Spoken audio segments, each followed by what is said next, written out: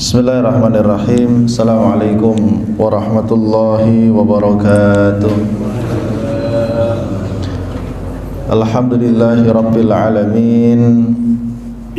Wassalatu wassalamu ala nabiyyina Muhammadin wa ala alihi wa ashabihi wa man istanna bi sunnatihi wa jahada bi jihadihi ila yaumiddin. Amma ba'du, rabbi syrah li sadri wa yassir li amri wahlul 'uqdatam min lisani yafqahu qawli. Subhanaka la ilma lana illa ma 'allamtana innaka antal alimul hakim. Allahumma 'allimna ma yanfa'una wanfa'na bima 'allamtana wa zidna ilman ya rabbal alamin. Allahumma ati nufusana taqwaha wa zakkiha anta khairu man zakkaha anta waliyuha wa maulaha. Allahumma inna na'udzubika min qalbin la yakhsha' wa min ilmin la yanfa' wa min nafsin la tashba' wa min da'watin la yustajabu laha. Ma'asyiral muslimin, jamaah salat subuh yang dimuliakan oleh Allah Subhanahu wa taala. Mudah-mudahan Allah senantiasa merawat iman dan Islam di dalam diri kita sehingga kita dimudahkan dalam melaksanakan kewajiban, menjauhi larangan, menghidupkan sunnah-sunnah Rasulullah sallallahu alaihi wasallam, serta mudah-mudahan kita diberikan oleh Allah kemampuan untuk melaksanakan wasiatnya dalam Al-Quran, wala tamutunna illa wa antum muslimun. Kita mudah-mudahan kelak dimatikan dalam keadaan Islam, berserah diri kepada Allah Subhanahu wa ta'ala. Untuk saudara-saudara kita yang barangkali sedang Allah uji dengan sakit, semoga Allah sembuhkan. Yang sedang Allah uji dengan persoalan hidup, semoga Allah berikan solusi yang terbaik, dan semoga selalu diberikan keberkahan di dalam usianya, rizkinya, keluarganya, dan yang lain sebagainya, insyaallah. Amin ya rabbal alamin. Pagi hari ini insyaallah kita akan kembali melanjutkan tentang kisah Nabi Musa alaihissalam. Sebelumnya telah kita sampaikan tentang kisah dan pelajaran dari episode tentang bagaimana ibunda Nabi Musa alaihissalam menyelamatkan bayinya, yang kemudian dengan begitu luar biasa Allah Subhanahu wa ta'ala memberikan keselamatan melalui keyakinannya, melalui keimanannya kepada janji-janji Allah Subhanahu wa ta'ala. Maka Allah pun selamatkan Nabi Musa. Allah bahkan kembalikan Nabi Musa kepada ibundanya, meskipun sekarang statusnya Nabi Musa adalah sebagai anak angkatnya Fir'aun. Dan Allah yang maha kuasa untuk menghadirkan sebab-sebab, untuk menghadirkan proses yang mendatangkan kebaikan bagi Nabi Musa dan orang tuanya, serta sebab-sebab yang nanti akan menghantarkan kepada kehancuran Fir'aun.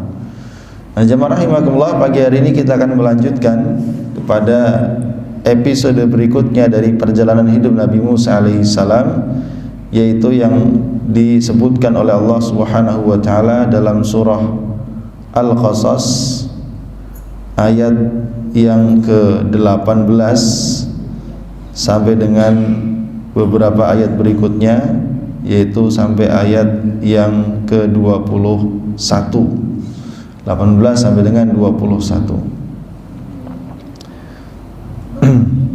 Nah, 14 sampai dengan 21 dari surah Al-Qasas, yaitu ketika Allah Subhanahu wa ta'ala memulai kisahnya tentang ketika Nabi Musa sudah memasuki usia dewasa. Ya, jadi dipotong itu kisahnya. Waktu itu kita berbicara tentang kisah Nabi Musa ketika ia bayi, ya, murdi', bayi yang masih membutuhkan sentuhan kasih sayang seorang ibu. Nah, kemudian dipotong kisah ini, dimulai oleh Allah Subhanahu wa ta'ala dari ayat 14 surah Al-Qasas, yaitu firman Allah Subhanahu wa ta'ala, walamma balagha asyuddahu wastawa atainahu hukman wa ilma wa kadzalika najzil muhsinin. Walamma balagha, walamma dan ketika telah mencapai Nabi Musa asyuddahu usia dewasa, wastawa dan telah sempurna akalnya, atainahu kami memberikan kepadanya hukman, Allah berikan hikmah, Allah berikan wa ilma dan ilmu, diberikan hikmah, diberikan ilmu pengetahuan. Wa kadzalika najzil muhsinin, wa kadzalika dan demikianlah najzi kami memberikan balasan al muhsinin kepada orang-orang yang telah berbuat ihsan.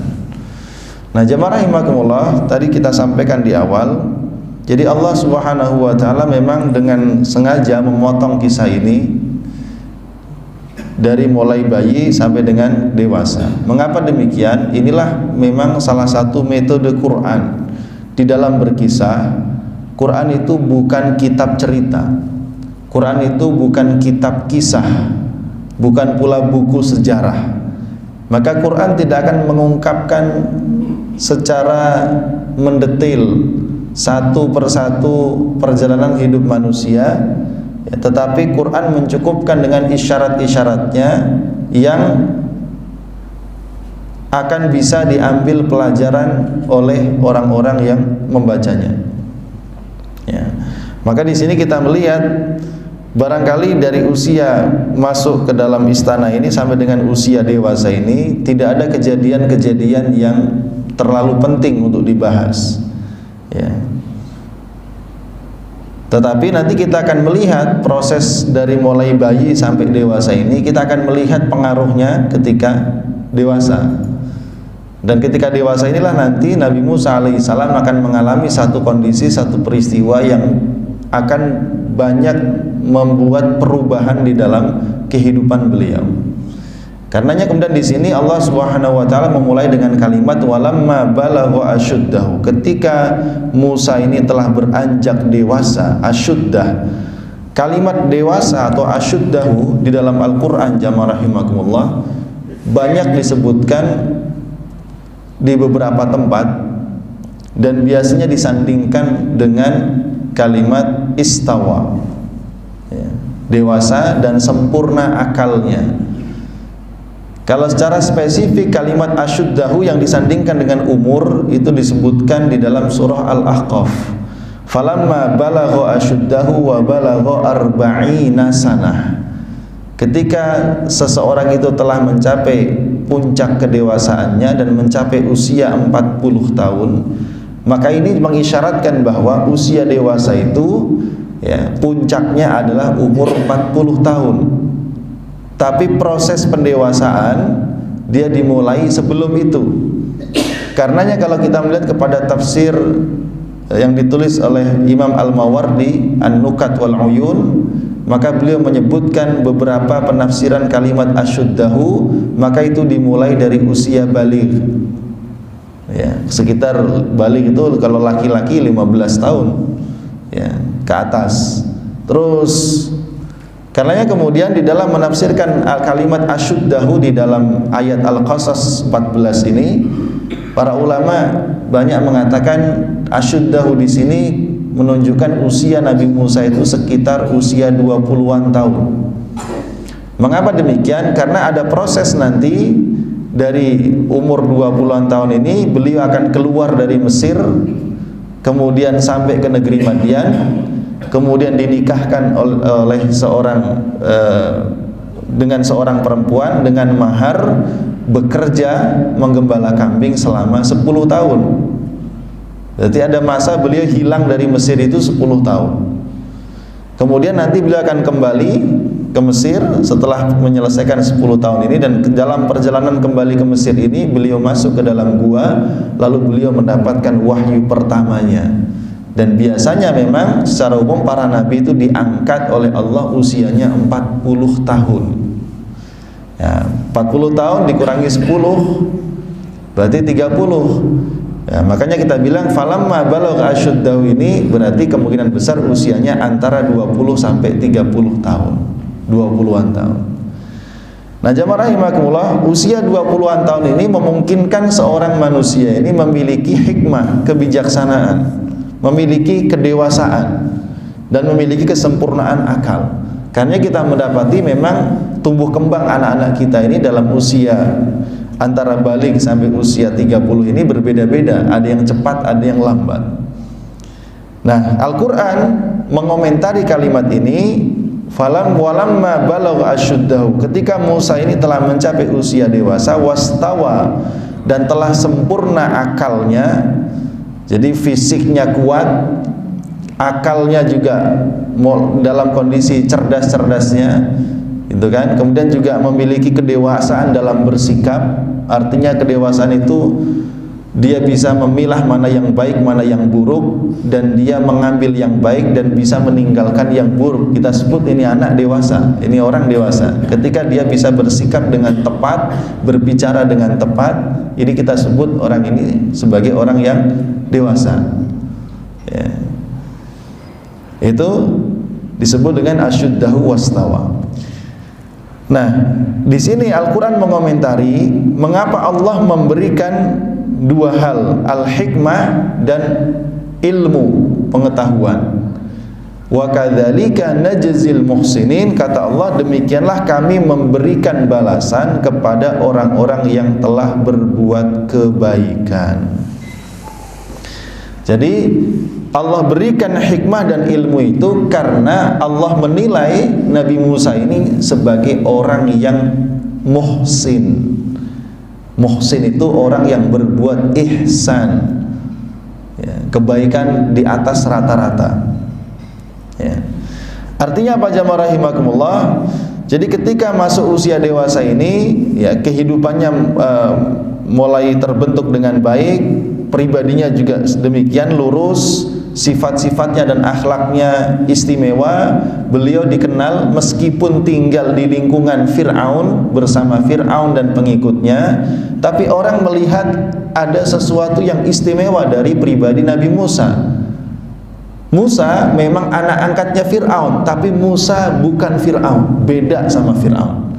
Bahkan Musa sekalipun tidak sama dengan orang-orang yang tinggal di istana. Ini anak istimewa, ya, beda sama yang lain. Kita tahu bagaimana Fir'aun, kekejamannya, ya, bagaimana kesombongannya, ya. Biasanya buah jatuh tidak jauh dari pohonnya. Meskipun ini anak angkat, ya, biasanya banyak terpengaruh oleh lingkungan tempat tinggalnya. Tapi inilah Allah Subhanahu wa ta'ala menjaga pribadi Nabi Musa alaihissalam meskipun dia tinggal di lingkungan yang rusak, lingkungan istana yang rusak, bahkan sumber kerusakan adanya di situ, ya. Tapi Allah Subhanahu wa ta'ala menjadikan Nabi Musa ini tumbuh dalam keadaan yang baik dan memiliki pribadi yang istimewa, beda dengan lingkungannya. Nah, inilah kemudian jamaah rahimakumullah. Dan selama ini kalau Fir'aun dan para pengikutnya ini, para pejabatnya adalah orang-orang yang suka menindas Bani Israel, ya, sangat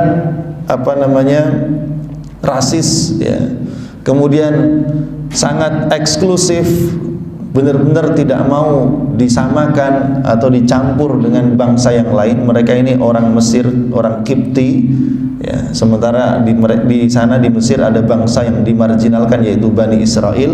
Mereka sangat anti dengan Bani Israel. Jadi setiap hari perlakuan zalim, kejam kepada Bani Israel itu menjadi tontonan yang biasa, ya. Tapi Nabi Musa alaihissalam, ya, tidak seperti demikian, dan itu bukan semata-mata karena beliau punya darah Bani Israel, bukan, ya. Nah, semua itu dikarenakan tadi jamaah rahimakumullah, karena kedewasaannya di dalam berpikir, karena ilmu pengetahuannya, di samping juga sentuhan pendidikan yang diberikan oleh ibu kandungnya. Nah, ini pengaruh juga. Karena Nabi Musa disusui oleh ibu kandungnya sendiri, ya. Dan ibunya ini tidak mau menyusui Nabi Musa itu di istana. Kalau mau, Musanya bawa ke sini, Jadi ada masa beberapa tahun barangkali interaksi Nabi Musa dengan ibunya ini memberikan dampak yang cukup besar dalam pribadinya.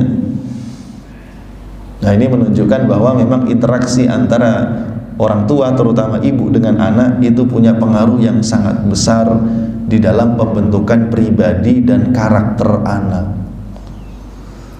Maka jemaah rahimahullah, kita bisa melihat anak-anak kita, cucu-cucu kita ini, kira-kira kan kalau masih kecil itu mereka sikap marahnya, sedihnya bisa kita lihat miripan siapa, mirip ke bapaknya apa mirip ibunya kira-kira. Kalau mirip ibunya, nah memang itu pengaruh ya. Tapi kalau banyak interaksi dengan ayahnya, pasti akan mirip dengan bapaknya. Itu ada pengaruh di sana ya. Nah, disinilah Nabi Musa alaihissalam mendapat pengaruh tersebut, sehingga ketika pribadinya ini telah menjadi pribadi yang dipenuhi dengan kemuliaan, dia condong kepada kebenaran, condong hatinya untuk membela orang-orang yang terzalimi, beda 180 derajat dengan Fir'aun dan pengikutnya. Maka disinilah Allah Subhanahu wa Ta'ala menilai Nabi Musa ini sebagai manusia, seseorang yang berhak untuk mendapatkan kemuliaan dari Allah Subhanahu wa Ta'ala dengan diberikan ilmu dan diberikan hikmah. Nah, ini penting ya. Anak-anak muda kita ini, para remaja kita ini perlu memiliki ilmu dan hikmah. Bagaimana caranya? Ya dididik dengan cara tadi, supaya dia menjadi pribadi yang muhsin, berbuat baik. Karena kebaikan itu di dalam ayat ini menunjukkan kebaikan itulah yang mengantarkan seseorang kepada banyak kebaikan dalam hidupnya, termasuk akan ditambahkan oleh Allah ilmu dan hikmahnya. Fattaqullah wa yu'allimukumullah. Bertakwalah kalian kepada Allah, maka Allah akan memberikan ilmu kepada kalian. Jadi dididik anak itu di atas kebaikan, di atas ketakwaan, apalagi kalau dia tinggal di lingkungan yang islami, lingkungan yang baik. Dia berinteraksi dengan kebaikan itu tidak cuma di dalam rumahnya, tapi dengan lingkungannya, dengan tetangganya, dengan temannya, dengan masjidnya, dengan sekolahnya. Ketika semua itu merupakan lingkungan yang baik, ini harusnya secara otomatis membentuk pribadi anak itu menjadi pribadi yang baik, karena setiap hari yang dia temui ya, tempat interaksinya semuanya merupakan kebaikan ya. Tapi kalaupun tidak, maka benteng terakhirnya ada pada rumahnya. Jamaah rahimakumullah, rumahnya ada siapa? Ayahnya, ibunya, kakaknya, adiknya, dan orang-orang yang tinggal serumah dengannya. Kalau yang di rumah ini semuanya lurus, baik, maka si anak ini akan tumbuh juga menjadi pribadi yang baik ya. Nah, ma'asyiral muslimin jamaah rahimakumullah, karena itu kemudian dikatakan bahwa innal ihsana yaqudu ila kulli khair, bahwa sifat ihsan itu menuntun seseorang kepada semua bentuk kebaikan. Maka ihsannya Nabi Musa alaihissalam menjadi sebab diberikannya oleh Allah Subhanahu wa Ta'ala ilmu dan hikmah, dan karenanya kemudian kelak beliau akan diberikan oleh Allah nubuah kenabian. Fal khairu kullal khairi fil ihsan, maka kebaikan itu seluruhnya berkumpul pada kalimat al-ihsan. Kalau ilmu barangkali bisa Pak dicari, disekolahin aja yang tinggi ya, cari sekolah yang bagus, suruh baca buku terus pinter anak, ilmunya banyak. Tapi hikmah itu nggak segampang itu. Tidak semua orang yang memiliki ilmu itu berbanding lurus dengan hikmah, kebijaksanaannya, enggak. Betapa banyak orang yang memiliki ilmu sangat tinggi ya, strata pendidikannya sangat tinggi, mendapatkan gelar yang tertinggi di dalam dunia pendidikan, tapi boleh jadi dia tidak memiliki hikmah ya. Nah, saya hikmah ini sesuatu yang lebih tinggi, dan dia tidak diajarkan di bangku sekolah, tetapi dia merupakan murni karunia Allah Subhanahu wa Ta'ala. Sehingga terkadang seperti kita juga sudah pernah bahas di kisah Nabi Yusuf alaihissalam, Nabi Yusuf juga sama demikian. Ketika sampai usia dewasa, Allah berikan ilmu dan hikmah. Komentar Allah sama, demikianlah kami berikan balasan kepada orang yang ihsan ya. Jadi Nabi Yusuf ini meskipun dia masih sangat muda, tapi begitu tampak hikmahnya, kelihatan dewasa, bijaksana, ya, sikapnya sangat baik. Ini hikmah namanya, ya. Sangat berbeda dengan ilmu. Kalau ilmu pengetahuan bisa dicari dengan belajar, dengan membaca, tapi hikmah ini merupakan karunia daripada Allah Subhanahu wa ta'ala. Kemudian jamaah rahimakumullah, karena itu bagi kaum muslimin hendaknya mereka bersungguh-sungguh untuk berbuat ihsan.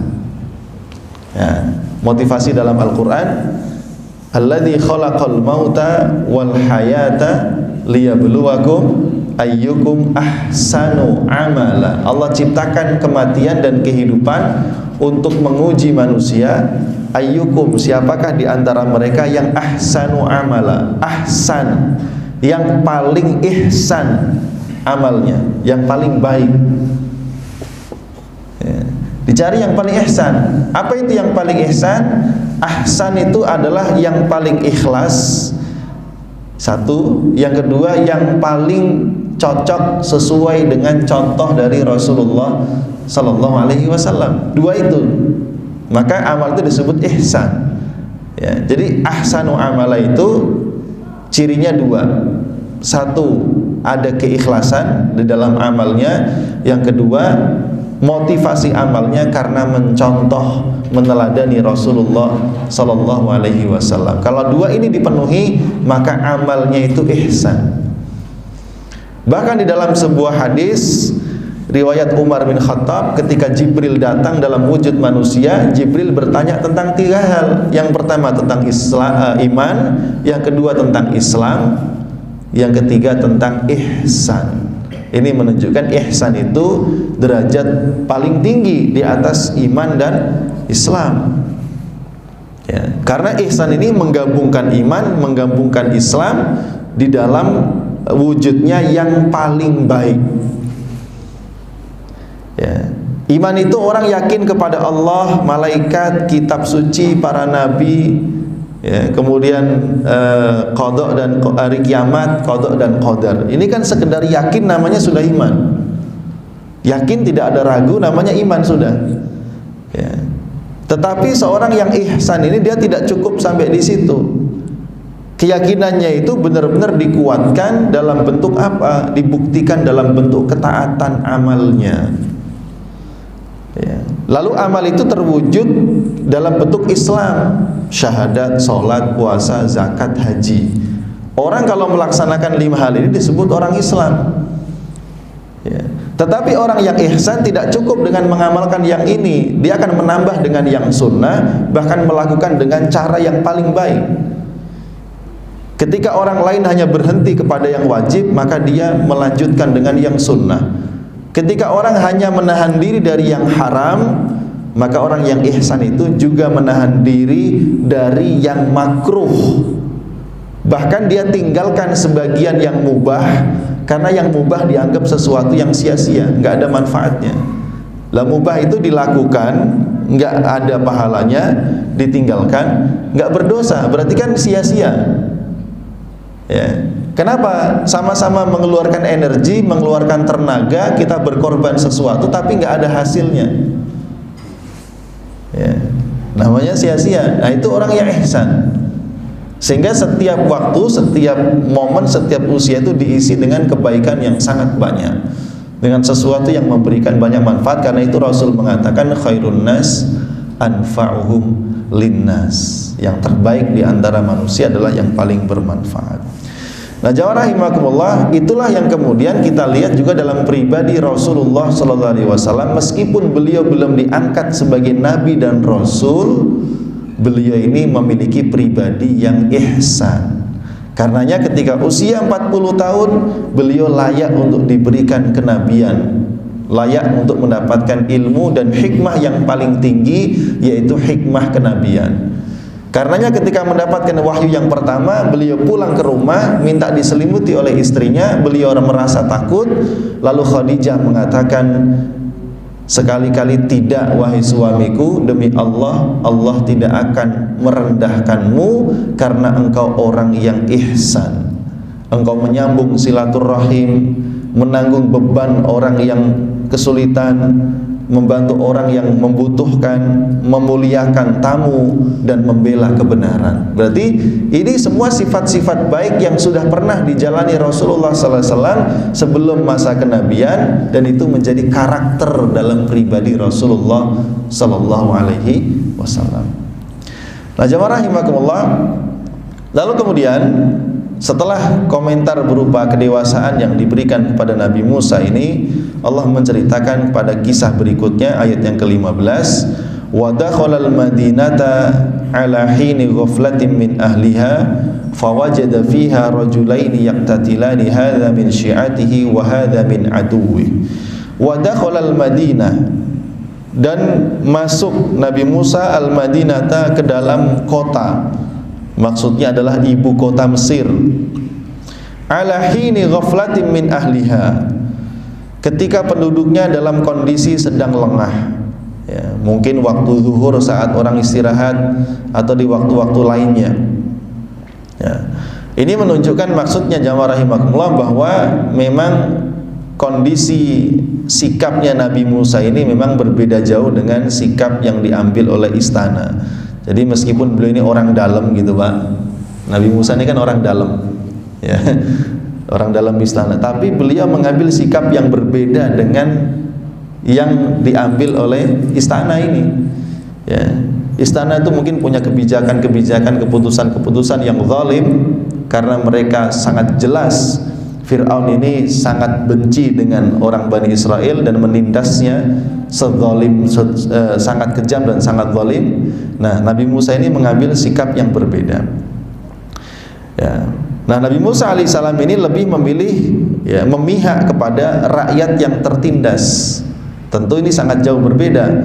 Wa min hikmatillahi fi tarbiyati ummi, dan ini semua merupakan pengaruh dari, di antaranya adalah pengaruh dari pendidikan yang diberikan oleh ibundanya kepada beliau, yang tidak hanya menjaga kesehatan fisiknya, tapi juga bisa menjaga kesetiaannya, ya, kepada orang-orang yang terzalimi, yaitu rakyatnya sendiri, bangsanya sendiri, Bani Israel. Maka ketika Nabi Musa kemudian mendapati di dalam ibu kota itu ada dua orang yang sedang bertengkar, ya, masuk ke dalam kota, fawajada maka ia menemukan fiha di dalam kota itu rajulaini, dua orang, yaqtatilani sedang bertengkar. Hadza min syi'atihi, yang satu adalah merupakan dari golongan Nabi Musa, yaitu Bani Israel, wa hadza min aduwih, yang satu lagi merupakan dari pihak musuhnya, yaitu kaumnya Fir'aun. Ya, memang yang unik di sini, kenapa yang dari pihaknya Fir'aun disebut sebagai musuhnya, padahal saat itu Nabi Musa tidak bermusuhan. Ya, ini tentu untuk mengungkapkan bahwa Nabi Musa dengan istana itu beda. Gitu. Musuh itu bukan berarti dia sedang bermusuhan saja, tapi ketika ada perbedaan, ya, berbeda jalan, berbeda pandangan, berbeda sikap, ini menunjukkan ada seolah-olah kayak bermusuhan. Padahal Nabi Musa belum melakukan apapun untuk menyerang kerajaan Mesir. Masih bagian daripada kerajaan Mesir, masih anak angkatnya Fir'aun, tapi beliau punya pandangan dan sikap yang berbeda dari Fir'aun. Nah, ketika beliau mendapati ada dua orang sedang bertengkar ini, satu dari Bani Israel, satu dari orang Kipti, orang Mesir sendiri asli, ya, apa yang terjadi? Fastaghathahu alladhi min syi'ati, fastaghathahu, maka meminta pertolongan kepadanya, kepada Musa. Siapa yang meminta pertolongan? Alladhi min syi'atihi, orang yang berasal dari Bani Israel. Alalladhi min aduwihi, untuk mengalahkan musuhnya. Fawakazahu, lalu Nabi Musa meninjunya, ya. Faqadha alaihi, dan pukulan itu menjadikan orang tadi mati seketika. Satu kali pukul mati, ya. Qala hadza min amali syaitan, qala berkata Musa, hadza, perbuatan ini, min amali syaitan, termasuk amalan setan. Innahu aduwwum mudillum mubin, sesungguhnya setan itu musuh yang menyesatkan, musuh yang amat sangat menyesatkan. Jadi jamaah rahimakumullah, bahwa pemandangan pertengkaran antara Bani Israel dengan kaum Kipti itu pemandangan yang sudah biasa. Ya. Nah di sini Nabi Musa menemukan salah satu pemandangan itu, di mana ada dua orang bertengkar, Bani Israel melawan Kipti, yang memang biasanya pasti Kipti yang menang. Kenapa? Punya orang dalam, Pak. Jadi walaupun nanti salah masuk ke pengadilan mesti menang, karena memang istana ini berat sebelah. Itu jelas gitu. Ya.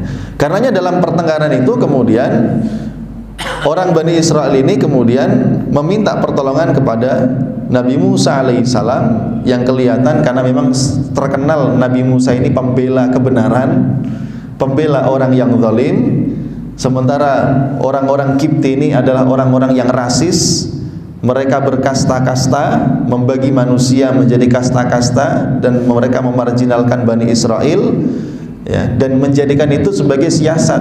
Kalau di sini komentar kitabnya menunjukkan bahwa memang saat itu Fir'aun ini dan pengikutnya sengaja menerapkan siasat yang sangat jahat, siasat pecah belah. Ya, pecah belahlah rakyat, ya, maka kamu akan memimpin. Ya, itu kalau dalam bahasa Arab namanya farrik tasud, pecah belahlah maka kamu akan memimpin.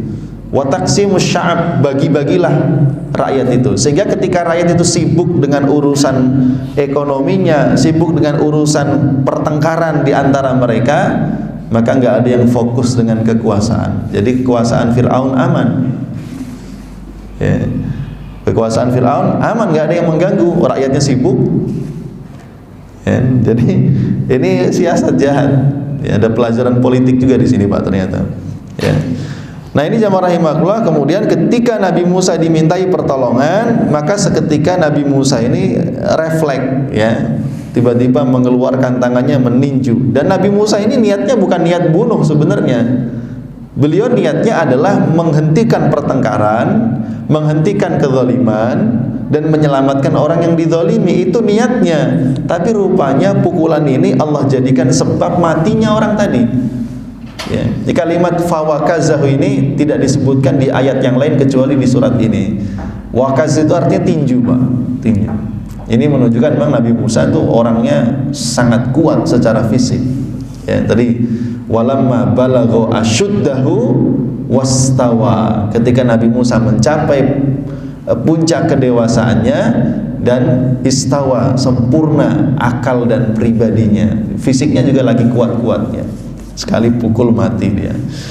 Nah jamaah rahimakumullah, innal a'mar wal ajal biyadillahi azza wa jalla. Sudah kita ketahui bahwa umur dan ajal manusia itu ada di tangan Allah.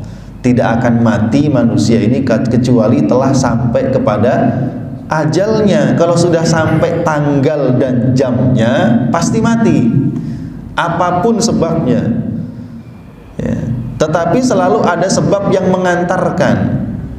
Tidak mesti selalu sakit, tidak mesti hal yang lainnya. Kalau sudah jamnya, waktunya, tanggalnya, mati manusia itu.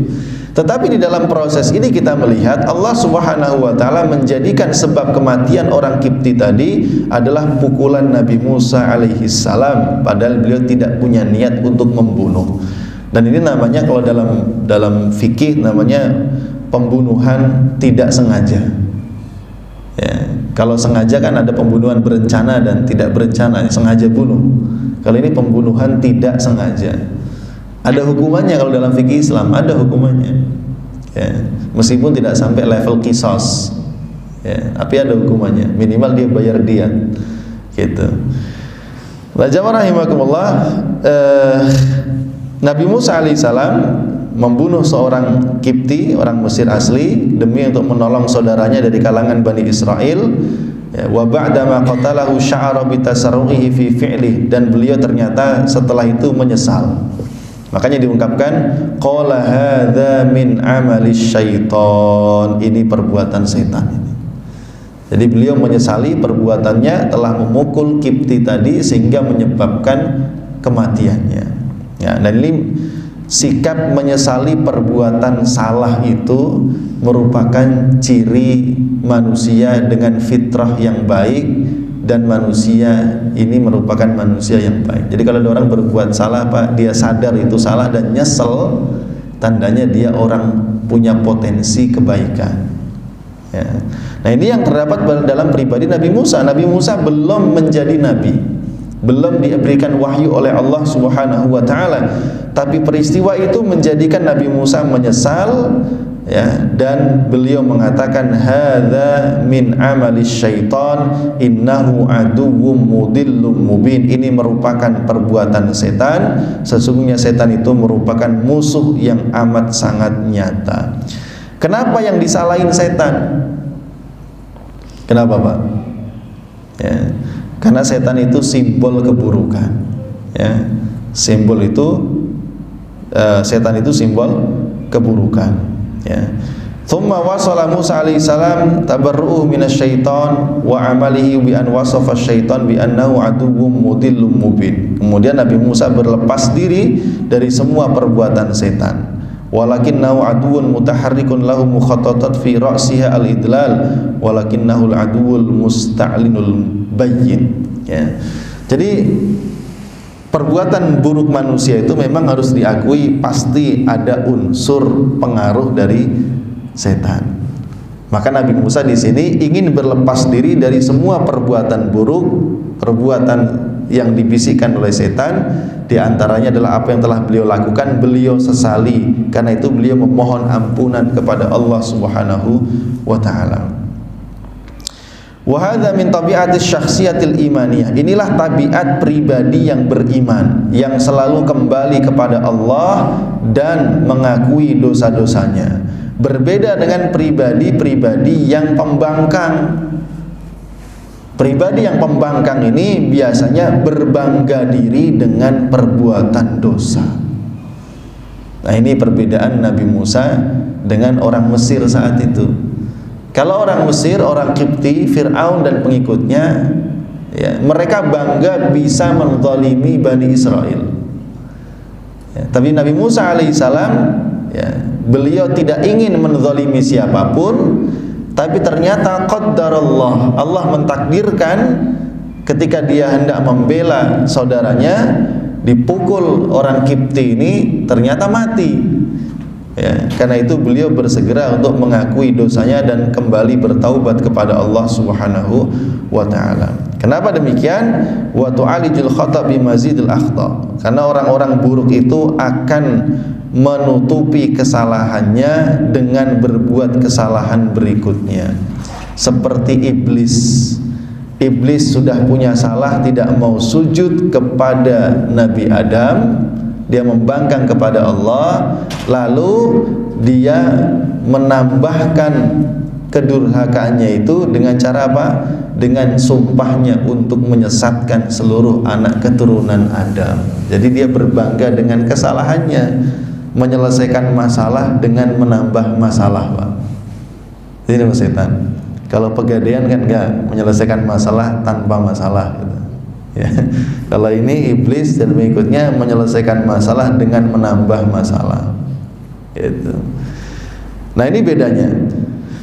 Syekh Tahir Ibnu Ashur mengomentari ayat ini, beliau mengatakan,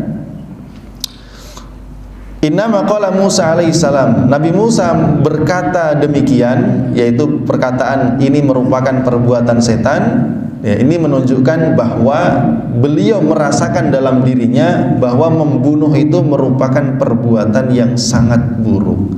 Dan ini juga menunjukkan bahwa semua manusia, meskipun berbeda generasi dari zaman dulu sampai sekarang, ya, rasa kemanusiaan itu pasti akan mengatakan bahwa menghilangkan nyawa seseorang itu suatu keburukan. Betul, Pak? Karenanya banyak semboyan ini hari-hari selama 3 bulan ke belakang ini, selama invasi Israel ke Gaza ini, banyak kita nggak perlu jadi muslim untuk belain Gaza, cukup jadi manusia. Nah, ini kalimat cocok untuk orang-orang di luar Islam. Ya, kamu nggak perlu jadi muslim.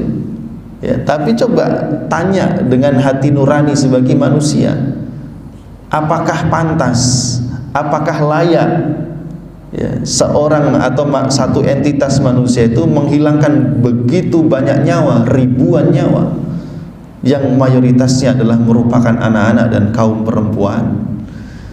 Ya. Karena semua orang yang hati nuraninya bersih akan mengatakan itu nggak benar, pasti akan mengatakan begitu. Itu perbuatan yang sangat buruk.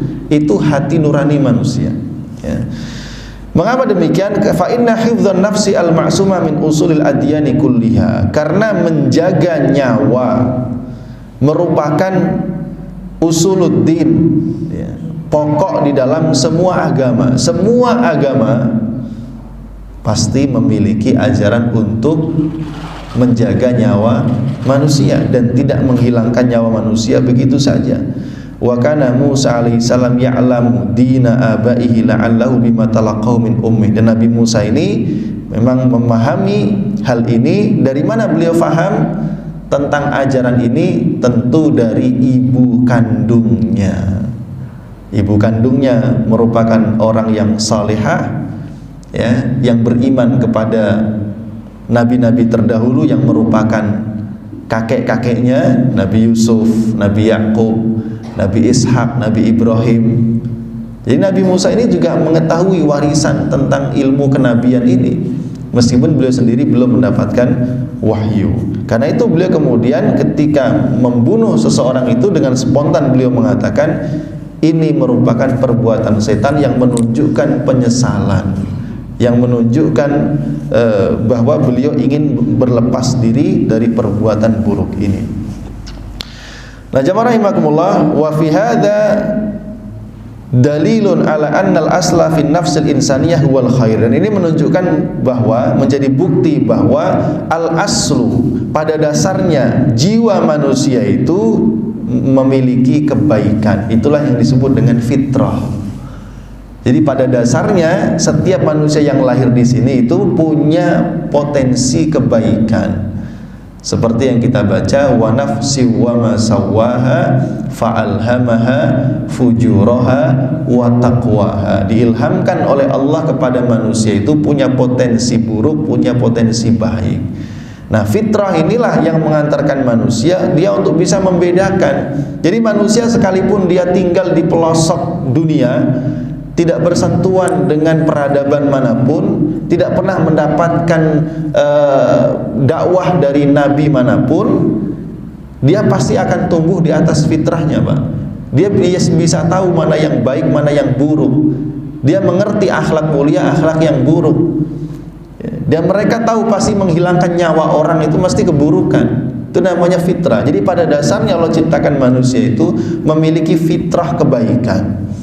Wa annal inhiraf yahtaju ila sababin ghairi fitriyin. Dan penyimpangan dalam pribadi manusia ini pasti ada sebab di luar fitrahnya. Jadi yang menjadikan manusia menyimpang ini sesuatu yang asalnya dari luar, yang masuk ke dalam dirinya. Bisa berupa pemikiran yang salah, bisa berupa keyakinan yang salah, ya, atau faktor lingkungan yang buruk. Karenanya dalam hadis kullu mauludin yuladu alal fitrah, setiap yang lahir maka lahir dalam keadaan fitrah suci. Siapa yang merubah? Fa'abawah. Yang pertama kali melakukan perubahan itu kedua orang tuanya. Fa'abawahu yuhawidanihi, orang tuanya yang menjadikan dia Yahudi, Nasrani, Majusi. Ini yang merubah lingkungan. Tapi pada dasarnya dia fitrah. Ya. Makanya banyak orang di dunia di zaman sekarang ini banyak menyimpang, baik menyimpang keyakinannya, menyimpang perbuatannya karena mereka meninggalkan fitrahnya. Termasuk Bani Israel sendiri. Kalau seandainya Bani Israel itu mau jujur dan mau menegakkan kitab Taurat seperti yang dikatakan dalam Al-Quran, kalau seandainya mereka mau menegakkan kitab Taurat dengan sebenarnya, mereka pasti akan menjadi pribadi yang lurus. Karena dengan menegakkan Taurat artinya mereka pasti mau beriman kepada Rasulullah SAW dan beriman kepada Al-Quran, itu pasti. Tapi mereka nggak mau. Ya, bahkan mereka ciptakan kitab sendiri namanya kitab Talmud, Pak. Jadi pegangan orang Yahudi terutama Zionis, ya, itu pegang kitab Talmud yang secara eksplisit tekstual menyebutkan di dalamnya bahwa bangsa lain di luar Bani Israel adalah binatang yang harus ditundukkan dan harus mengabdi kepada Bani Israel. Karena itu membunuh orang di luar Bani Israel adalah berpahala. Itu keyakinan mereka. Jadi kalau sekarang mereka banyak membunuh anak-anak, membunuh, ya itu memang itu keyakinan mereka. Ada satu tayangan video seorang tentara Israel lagi nelpon begini. Dia bilang kepada putrinya, ini lagi nelpon putrinya di hari ulang tahun putrinya, dia bilang, saya punya hadiah untukmu, dengarkan, 3, 2, 1, di belakang sana, boom, satu rumah dibom sebagai hadiah ulang tahun untuk putrinya. Di hadiah ulang tahunnya nggak main-main, Pak, nggak cuma mecahin balon. Itu memang pribadi rasis. Karena itu kemudian dari mulai Abu Ubaidah, juru bicara militer Al-Qassam, Usama Hamdan, juru bicara Hamasnya, atau Ismail Haniyah sendiri kepala biro politiknya, mereka menyematkan kalimat kepada Zionis ini adalah bangsa rasis dan Nazi modern. Nazi modern. Dulu mereka dibantai oleh Hitler yang berpaham Nazi. Nah, sekarang mereka membantai rakyat Israel, rakyat Palestina, mereka yang Nazi. Tapi propaganda mereka, mereka yang melabeli Hamas sebagai Nazi. Nah, itu propaganda. Ya, maling teriak maling yaitu Israel. Ya. Jadi jamaah rahimakumullah, jadi pada dasarnya manusia itu fitrahnya menolak menghilangkan nyawa seseorang, menganggap itu buruk. Ya, tapi itulah kalau sudah ada penyimpangan di dalam pribadi mereka, ya, dan tentu kita lihat penyimpangan itu dimulai dari penyimpangan keyakinan dan pemahaman. Kalau keyakinannya sudah menyimpang, ya jelas rusak pasti. Karena itu ketika pendirian negara Uni Soviet, Lenin, Stalin dan sejenisnya, mereka membangun negara di atas tumpukan mayat manusia. Kenapa? Ya kayaknya nggak punya akidah. Orang mereka nggak yakin ada yang menciptakan kok. Mereka nggak yakin ada Tuhan, berarti kan nggak ada dosa, nggak ada pahala, nggak ada surga, nggak ada neraka. Hidup cuma di dunia, yang kuat menang, yang lemah kalah. Kan gitu. Ya sudah, kalau kamu nggak suka bunuh aja, beres. Itu penyimpangan namanya. Ya, penyimpangan. Nah, orang beriman kalau mau ngapa-ngapain mikir dosa nggak ya? Gitu. Jangankan mau berbuat sesuatu, mau bicara aja mikir dulu. Kalau dosa nggak jadi. Karena punya iman, takut kepada Allah dan hari akhir. Dia tahu yakin ada pahala, ada dosa, ada surga, ada neraka. Maka seorang mukmin itu dimanapun berada pasti menjaga dirinya dengan kebaikan dan menjauhkan daripada keburukan. Nah, jamaah rahimakumullah, karena itu juga ini menunjukkan bahwa pembunuhan itu merupakan kejahatan yang diharamkan di dalam semua ajaran agama, ya, dan terutama di dalam syariat-syariat yang diturunkan oleh Allah Subhanahu wa taala. Fa inna Musa alaihissalam adda qatlahu al-kafir dzamban. Nabi Musa menganggap pembunuhannya kepada seorang Kipti yang meskipun dia kafir adalah merupakan dosa, maka ia memohon ampunan kepada Allah. Bagaimana ungkapan taubatnya dalam ayat yang ke-16? Qala rabbi inni dzalamtu nafsi faghfirli faghfaralah. Rabbi, ya Tuhanku, sesungguhnya aku zalamtu, aku telah berbuat zalim kepada diriku sendiri, faghfirli, maka ampunilah aku, faghfaralahu, maka Allah pun mengampuninya. Innahu huwal ghafurur rahim, sesungguhnya dialah Allah Maha Pengampun lagi Maha Penyayang. Ini yang menarik. Kalimatnya singkat, Rabbi inni zalamtu nafsi faghfirli. Ya Tuhanku, aku telah berbuat zalim kepada diriku sendiri, maka ampunilah aku. Kalimatnya menarik, Pak. Yang mati siapa? orang Mesir. Ya. Ini kan yang terkena, yang berbuat zalim Nabi Musa, yang terzalimi orang Mesir. Tapi kalimat doanya, ya Allah, aku menzalimi diriku sendiri. Kok bisa begitu? Kenapa demikian? Ini pandangan yang jauh. Kenapa demikian? Karena ketika seseorang melakukan perbuatan dosa, perbuatan maksiat, ya, meskipun saat menjalankannya ada orang yang ketika berbuat maksiat itu rasanya maksiut, Pak. Ya, apa itu maksiut? Merasakan kenikmatan berbuat dosa. Ya, ada orang yang menikmati perbuatan dosa, senang mabuk dia, senang zina dia, senang judi itu, senang dia. Ya.